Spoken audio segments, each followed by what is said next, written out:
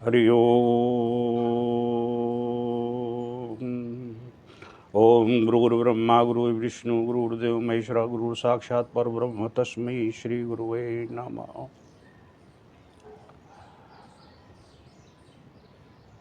मैं आज अपने जीवन की एक विशेष घटना से आप सभी दर्शक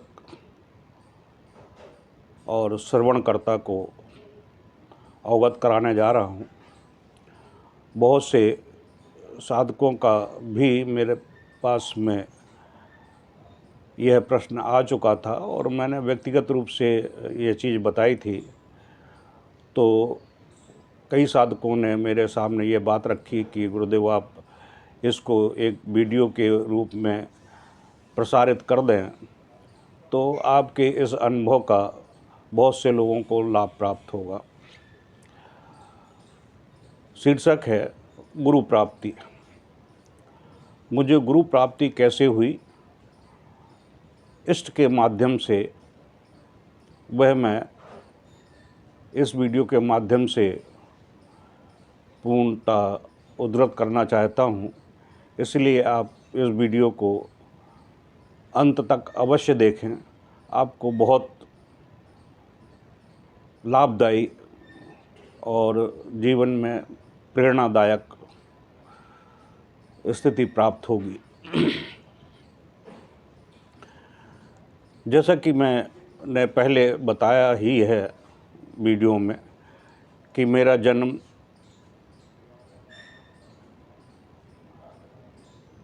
भारतवर्ष के उत्तर प्रदेश के हमीरपुर डिस्ट्रिक्ट में हमीरपुर रेलवे स्टेशन में रेलवे क्वार्टर में हुआ था। मेरे पिता रेलवे में पदासीन थे और जब मेरा जन्म हुआ उस समय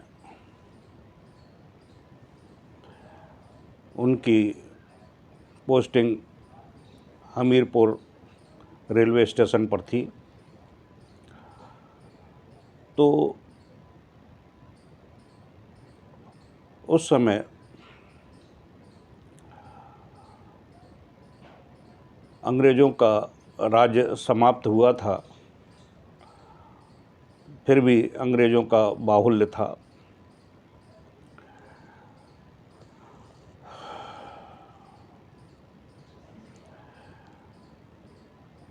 जब मैं माँ के गर्भ में था तो माता जी मुझे यह बताया करती थी। मेरी माता श्री का नाम विलासा था और मेरे पिताश्री का नाम श्री जय नारायण था। जब मैं गर्भ में आया तो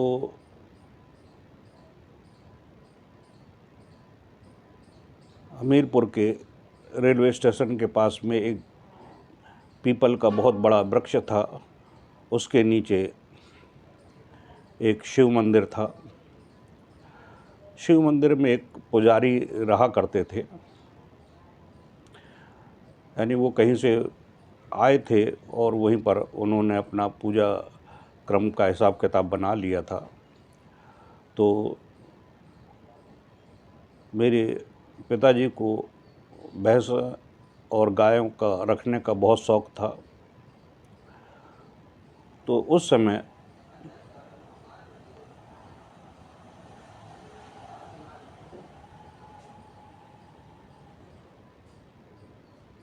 काफ़ी दूध वगैरह हुआ करता था। मेरा जन्म 14 जुलाई 1957 को रात्रि को 12 बजे के आसपास हुआ था।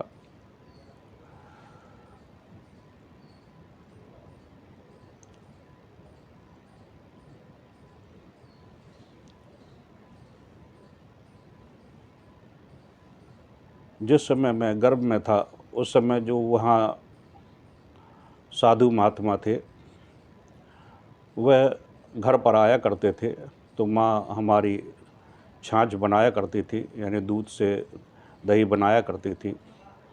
तो वह महात्मा हर दूसरे दिन आया करते थे और एक बाल्टी में छाछ ले लिया करते थे, 3-4 किलो 5 किलो के आसपास में, और उसमें नमक मिर्च मिला के और उसको पेट भर कर पी जाया करते थे।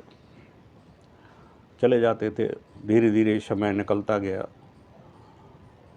तो जब जुलाई का महीना आया और जुलाई के महीने में जगन्नाथपुरी में रथ यात्रा निकलती है जगन्नाथ की, तो वह बाबा जगन्नाथपुरी में जाने के लिए तैयार हुए। तो उन्होंने मेरी माताजी से कहा कि आपके यहाँ पुत्र रत्न की प्राप्ति होने वाली है, आप उसका नाम जगदीश रखना। मैं आकर ही उनसे मुलाकात करूँगा। यह बात कहकर वो जगन्नाथ चले गए और मेरा जन्म हुआ।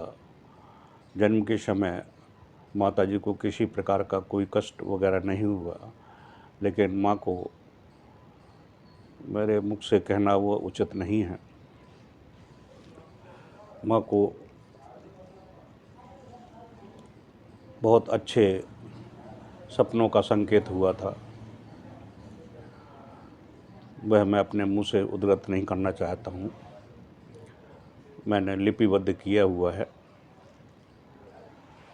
उसके बाद धीरे धीरे समय व्यतीत होता गया और समय व्यतीत होने के बाद में फिर स्थानांतरण मेरे पिताजी का मध्य प्रदेश के गंज बासौदा में हो गया। गंज बासौदा बेतवा नदी के किनारे रेलवे क्वार्टर बने थे। सन 1965 में वहाँ पर बहुत बड़ी बाढ़ आई थी, तो सभी जलमग्न स्थिति हो गई थी। तो वहीं पर रेलवे क्वार्टर प्राप्त हुआ उन्हें, तो वहीं पर रहते थे।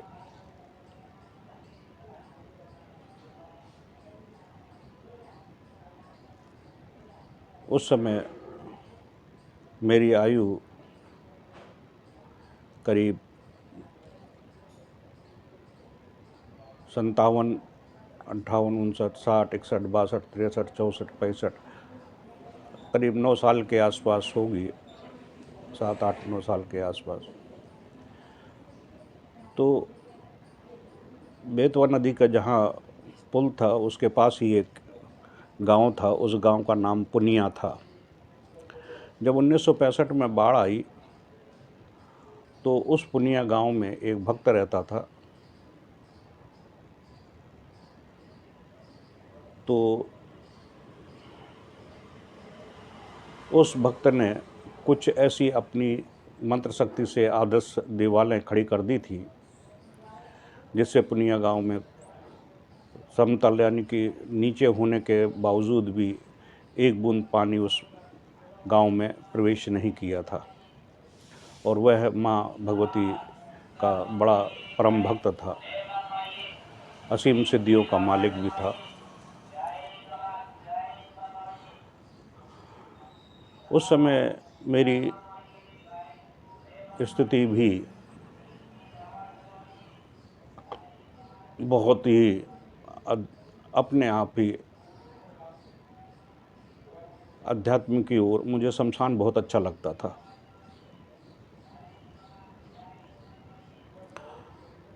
मैंने उसके बहुत चमत्कार देखे भक्त के, तो मैंने पहले वीडियो में इन चीज़ों को बता दिया है, तो मैं पुनः नहीं बताना चाहता हूँ। तो मैं थोड़ा सा हिंट दे देता हूँ। उसका जो पुत्र था वह भी तंत्र क्षेत्र में बहुत ज्ञान रखता था। तो एक दिन की बात थी कि उसने मुझे चमत्कार दिखाए मंत्रों के माध्यम से, तो मैं बहुत आकर्षित हुआ और धीरे धीरे मेरी रुचि उस ओर बढ़ने लगी और मैं ध्यान की प्रक्रिया में जाने लगा। तो वहाँ कंजी के पेड़ बहुत हुआ करते थे, विशालकाय पेड़। तो एक कंजी का खोह था, वहाँ पर मैं एक बार ध्यान प्रक्रिया में बैठ गया तो अखंड समाधि में लीन हो गया था मैं। तो मेरी माँ और जो बहनें थी वो समझी कि शमशान घाट के आसपास गया होगा, वहाँ भैंसा नदी में होंगी, बेतवा नदी में, तो मगर खा गया होगा।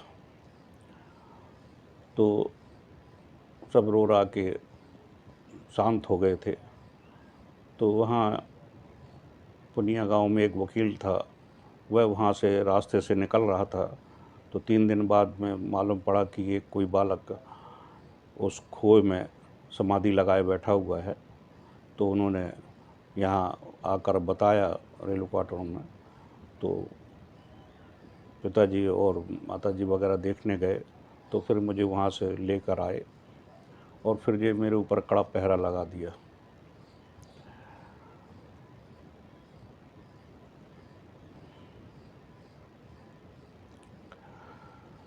धीरे धीरे समय निकलता गया और फिर उसके बाद में वहाँ से महोबा पिताजी का स्थानांतरण हो गया।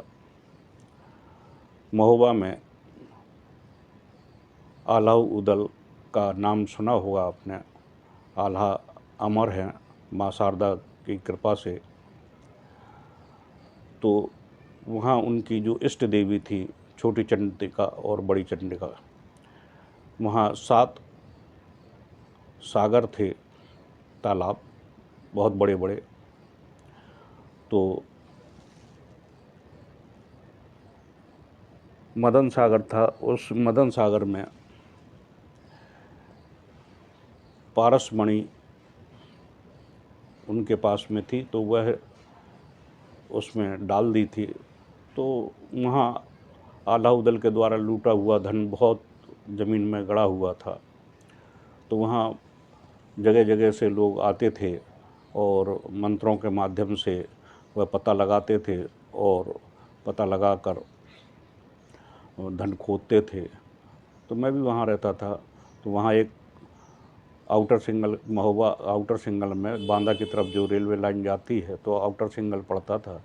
वहाँ एक पहाड़ था जिसे करिया पठवा बोलते हैं। वहाँ पर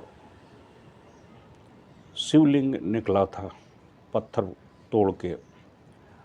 तो उस समय शिवलिंग बहुत छोटा था, यानी कि गर्दन झुका कर देख लेते थे और उनके दर्शन हो जाया करते थे। धीरे धीरे पहाड़ बढ़ता गया और शिवलिंग भी बढ़ता गया। तो वहाँ पर एक पुजारी थे, वो हनुमान जी की आराधना करते थे। एक वहाँ जो रेलवे का अस्पताल था, वहाँ जो डॉक्टर थे, उनको कोई संतान नहीं होती थी। जब यहाँ पर शिवलिंग का उन्होंने पता लगा कि यहाँ शिवलिंग निकला हुआ है, तो उन्होंने अपनी कामना व्यक्त की थी, यदि मेरे पुत्र पैदा हो जाएगा तो मैं यहाँ पर हनुमान जी की स्थापना कर दूँगा। तो उनके पुत्र हुआ था, तो उन्होंने मंदिर का निर्माण करा दिया और हनुमान जी की वहाँ पर स्थापना भी करा दी थी। तो वो जो महात्मा थे, उनके जो यज्ञ कुंड बना रखा था, वो धुनी रमाए रहते थे हमेशा। तो उनमें शिवलिंग निकलता था उनके यज्ञ कुंड से और वो मुझे बहुत चाहते थे, प्यार करते थे। मैं बहुत छोटा था। तो उन्होंने कहा था कि तेरा जीवन अध्यात्म जगत में बहुत अच्छी स्थिति में जाएगा। तो धीरे धीरे मैं चंडिका देवी के यहाँ पर जाने लगा, तो वहाँ मुझे बहुत चमत्कार देखने को मिले। माँ के यहाँ बहुत अच्छी स्थिति रही। तो मेरा नामा राशि था एक, उसका भी नाम जगदीश था। तो वह भी माँ का बहुत पुजारी था और धीरे धीरे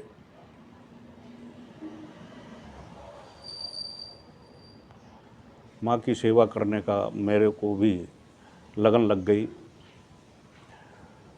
तो वहाँ जो मंदिर था रेलवे अस्पताल के पास में,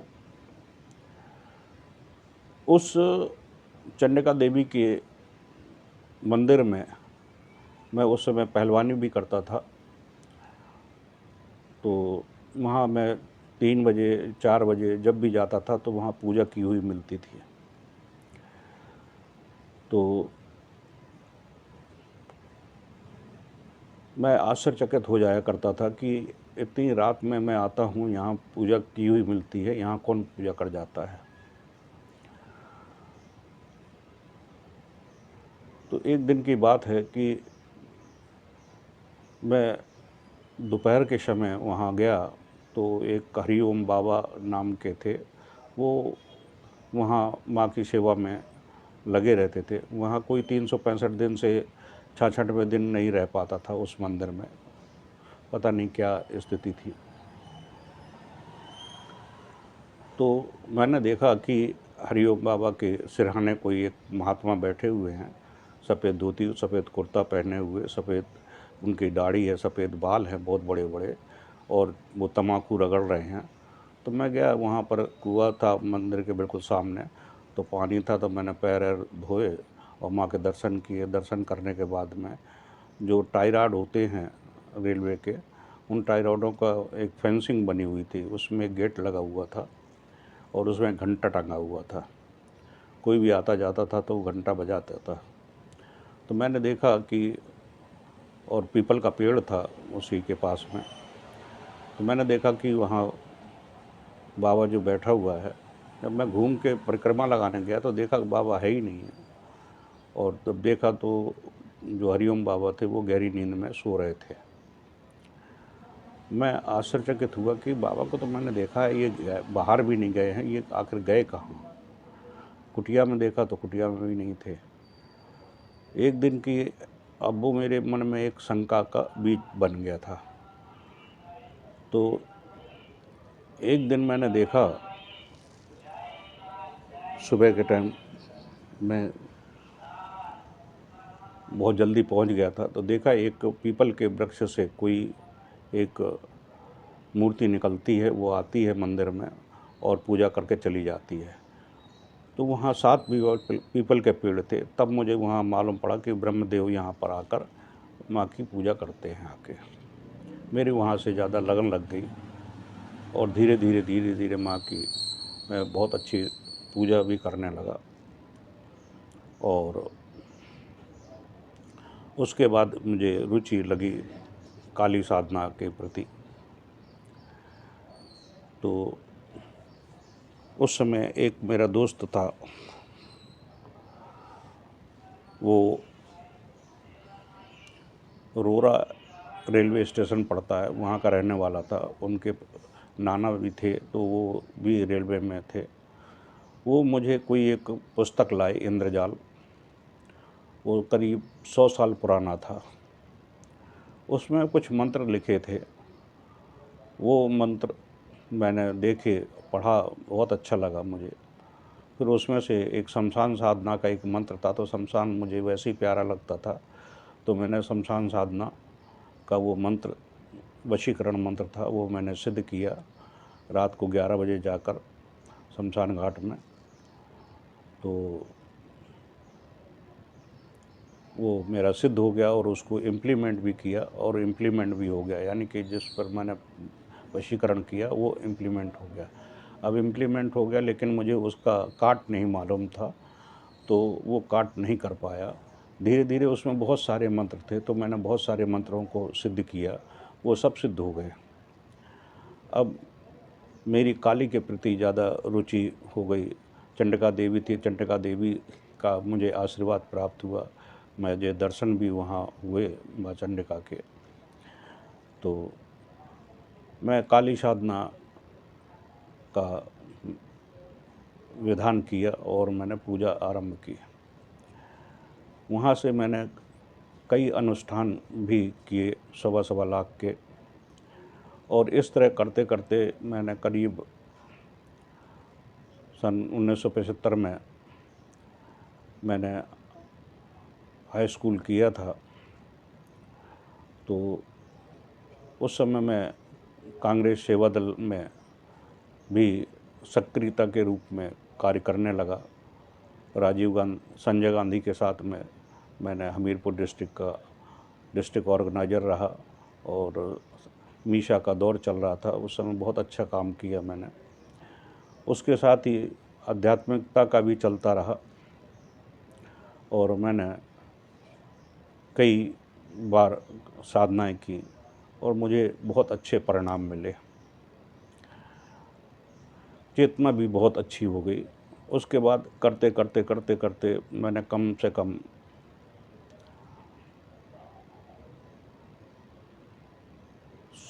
16-17 बार अनुष्ठान किया मैंने काली का।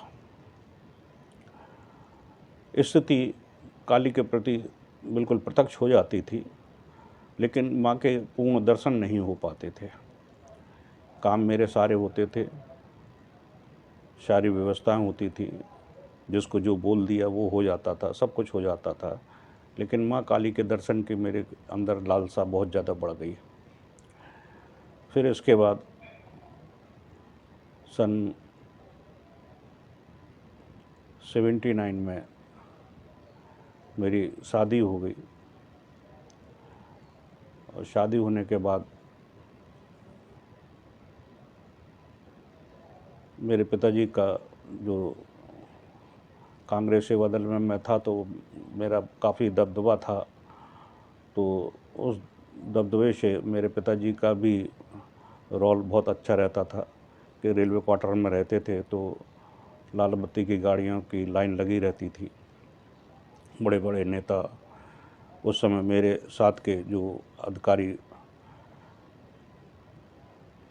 कांग्रेस सेवा दल के अधिकारी प्रशिक्षण शिविर था, उसमें नारायण दत्त तिवारी, शकुंतला मिश्रा, केसी पंत, बी लक्की देव गौड़ा और बहुत से मेरे साथ के जो लीडर थे वो केंद्रीय मंत्री तक बने और अच्छे स्थिति में रहे। लेकिन उसके बाद में 79 में महोबा से फिर ट्रांसफ़र हो गया मेरे पिताजी का फरीदाबाद, तो फरीदाबाद आके रहने लगे। उसके बाद मेरा जो मन था स्पिरिचुअल की ओर बहुत ज़्यादा बढ़ गया। मेरी काली साधनाएं उस समय बहुत अच्छी स्थिति में पहुंच गई थी। एक दिन का दिन था कि मैंने प्रण किया कि मुझे आज काली के दर्शन करना है। तो मैं उस प्रण को लेते हुए रात्रि में जिस प्रकार मछली तड़पती है उस प्रकार पूरी रात तड़पता रहा। तड़पते तड़पते जब भोर की संध्या हुई, उषा काल आया, तो आकाशवाणी होती है कि मैं बिना गुरु के दीक्षा देने में असमर्थ, और मेरा पूरा शरीर शांत हो गया। मैं रोना चाहूँ तो रो ना पाऊँ, बिलखना चाहूँ तो बिलख भी ना पाऊँ, शांत हो गया शरीर। फिर वो आकाशवाणी का जो शब्द थे वो मेरे मानस में भ्रमण कर रहे थे, विचलित कर रहे थे। तो मैंने माँ से कहा कि मुझे गुरु की प्राप्ति कैसे होगी, कौन मेरे गुरु होंगे, आप ही मुझे ढूंढ कर दें। क्योंकि गुरु रूप में मैंने माँ को ही रख रखा था। वो मुझे जो संकेत देती थी, जिस प्रकार से मुझे आदेश प्राप्त होता था उनसे, वही मैं प्रक्रिया करता था और सब सिद्ध हो जाता था। उसके बाद जब मुझे गुरु प्राप्ति करने के लिए मुझे संकेत प्राप्त हुए तो उस समय मैंने सबके नाम माँ काली के चरणों में रखे। उस समय श्री राम आचार्य, देवराहा बाबा, महर्षि महेश और रजनीश, मृत्युंजय बाबा, हिमाचल के लाल बाबा, काला बाबा, और मथुरा में एक काला बाबा पागल बाबा थे, उनका भी मैंने जो भी मेरे मानस में, मेरे संज्ञान में जो भी आए सबका नाम मैंने माँ के सामने रखा, किसी का भी नाम में मुझे अनुमति नहीं प्राप्त हुई। एक दिन का दिन था कि मेरे एक भतीजा आया और उसने मुझे, उसके पास एक पुस्तक थी, उसने बताया कि जोधपुर में एक डॉक्टर नरेंद्र श्रीमाली करके कोई गुरु हैं, ये सन 80 की बात है, और वो गुरु पद भी धारण किए हैं। अब उनका नाम जैसे ही मेरे कान के अंदर गया तो मेरे शरीर में एक फुहार सी पैदा हुई, जैसे कि बरसात आती है और उस बरसात में हल्का सा पानी की फुहार शरीर में पड़ती है और शरीर में झुनझुनी सी हो जाती है। उस प्रकार के फुहार की सी झुरझुरी सी मेरे शरीर में आई और मुझे लगा कि कुछ है। तो जब कुछ है तो फिर मैंने माँ के सामने बात रखी और रखते ही मुझे अनुमति मिल गई, यानी वहाँ से ओके हो गया। जब ओके हो गया तो मैंने फिर माँ के सामने रखी कि मुझे कैसे प्राप्त होगा, कैसे गुरु प्राप्त होंगे, कैसे क्या होगा, आप ही जाने, आपको जो कुछ करना है तो आप करिए। इतना कहते ही मैं पूरा हिप्नोटाइज हो गया। हिप्नोटाइज होने के बाद में कब मैं ट्रेन में बैठा, कब दिल्ली पहुंचा, कब दिल्ली से ट्रेन पकड़ी, कब जोधपुर पहुंचा और जोधपुर से कैसे गुरुधाम पहुंचा, मुझे कुछ पता नहीं। जब मैं गुरुधाम में पहुंचा तो माता जी दरवाजे पर खड़ी थी, जो बाहर का गेट था, यानी कि जो जिन्होंने भी पहले पुराने साधकों ने देखा होगा कि बाउंड्री थी, अंदर गुरुदेव का वो था और बाहर से बाउंड्री थी, बाउंड्री में एक गेट था। तो बाउंड्री के दरवाजे पर माँ खड़ी थी तो मेरे से कहा माता ने कि आ गए? तो मैंने कहा हाँ माता जी। मैं यूँ ही मेरे मुंह से निकल गया, कहा ठीक है मैं गुरुजी को भेजती हूँ। तो माता जी ने सारा किया, मैं उधर बैठ गया जाके जहाँ गुरुदेव सबसे मिलते थे। और थोड़ी देर बाद में एक आकृति आती है, दरवाज़ा खुलते हैं, धोती कुर्ता पहने हुए एक विशालकाय शरीर सामने आता है। तो उनको देखते ही मुझे ऐसा लगा कि इनको तो मैं बहुत अच्छी तरह से जानता हूँ, और उनको देखते ही एकदम मेरे शरीर में रोंगटे से खड़े होने लगे, जैसे कोई बहुत प्रिय चीज़ मिल जाती है तो बड़ा ही सुखदायक स्थिति होती है। वो कुछ नहीं बोले और मेरे पास आकर खड़े हो गए और हाथ मेरे सर पर रखा। मैंने चरण में हाथ रखा, रखते ही मेरे चारों ओर दूधिया प्रकाश फैल गया। इतना प्रकाश फैल गया कि मुझे पता ही नहीं चला कि मैं बैठा हूँ क्या हूँ, और मेरे आँखों से आंसुओं की धार बह रही थी। यह कितनी देर तक चला ये पता नहीं। बहुत समय बाद में मुझे तंद्रा दोबारा, जो गुरुदेव सर पर हाथ रखते हैं तो तंद्रा टूटी। मैंने देखा कि गुरुदेव के पैरों पर आंसुओं की काफ़ी गिर गए थे और मेरा शरीर बहुत रोमांचित था, बहुत पुलकित था, हल्का सा हो गया था। गुरुदेव ने कहा ठीक है बेटा अब जाओ। मेरे से कोई वार्तालाप नहीं हुआ, केवल उन्होंने सर पर हाथ रखकर आशीर्वाद दिया और गुरुदेव चले गए। मेरे अलावा कोई भी नहीं था वहाँ पर। अब थोड़ी देर बाद मैं उठकर बाहर की तरफ आया तो वहाँ कुछ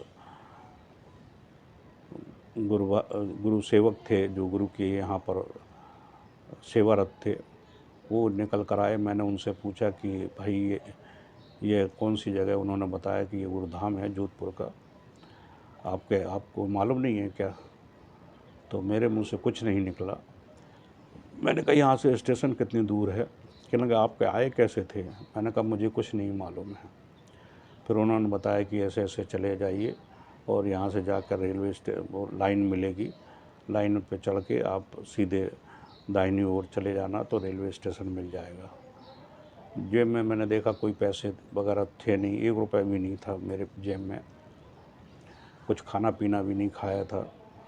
मैं स्टेशन गया, मैं वहाँ से चला और चलते चलते स्टेशन पहुँच गया तो दिल्ली के लिए गाड़ी तैयार थी, शाम का वक्त हो गया था।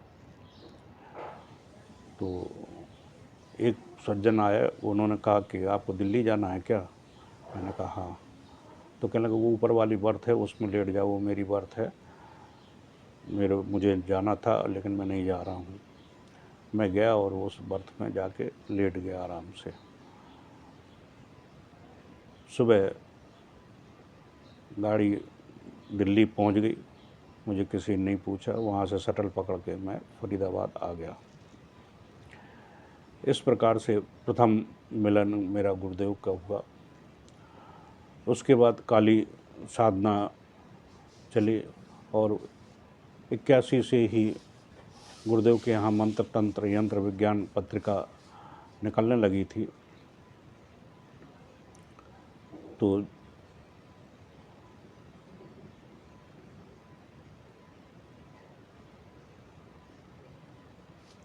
अब काफ़ी बीच में काफ़ी कुछ हुआ। तो सन 1900 अब मैं पत्रिका का सदस्य तो एक पलवल में पंडित जी थे राम नारायण, वो गुरुदेव से ज्योतिष के संबंध में बहुत पहले से जुड़े हुए थे। तो उनसे मेरी जब चर्चा हुई तो उन्होंने बताया, पहले तो चर्चा में कभी बताया नहीं उन्होंने, तो उन्होंने चर्चा में बताया क्योंकि मेरी जो प्रसिद्धि थी काली साधना के क्षेत्र में, वो काफ़ी। इस वीडियो के माध्यम से आपको यह ज्ञात हो गया होगा कि जब कोई साधक अपने इष्ट को ही गुरु रूप में ले लेता है और वह जब दर्शन की स्थिति तक पहुंच जाता है, उच्चतम स्थिति पहुंच जाता है, तब प्रत्यक्ष गुरु की आवश्यकता होती है और गुरु इतना सक्षम होता है कि वह इष्ट के दर्शन करा सकता है, जैसे मेरे साथ हुआ। तो यह गुरु प्राप्ति का एक प्रसंग है जो आप लोगों के सामने प्रस्तुत किया। अब आप भी अपने इष्ट और गुरु को किस प्रकार से हृदयंगम करते हैं, अगले वीडियो में मैं बताऊंगा इसमें। इति श्री जय गुरु।